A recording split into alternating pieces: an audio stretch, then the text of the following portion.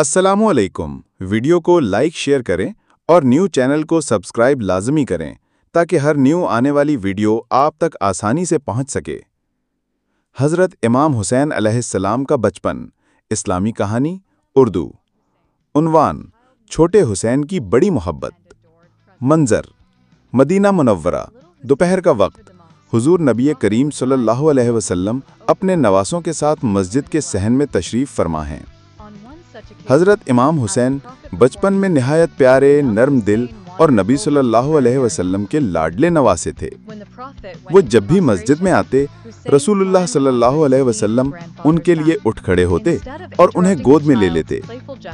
एक दिन हुजूर सल्लल्लाहु अलैहि वसल्लम नमाज अदा कर रहे थे।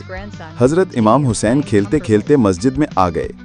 जैसे ही रसूलुल्लाह सल्लल्लाहु अलैहि वसल्लम सजदे में गए, हुसैन आपकी पुश्ते मुबारक पर चढ़ गए, लेकिन नबी करीम सल्लल्लाहु अलैहि वसल्लम ने सजदा लंबा कर दिया ताकि हुसैन आराम से खेल लें। जब नमाज मुकम्मल हुई तो सहाबा रज़ियल्लाहु अन्हों ने अर्ज किया, या रसूलुल्लाह, सजदा बहुत लंबा हो गया।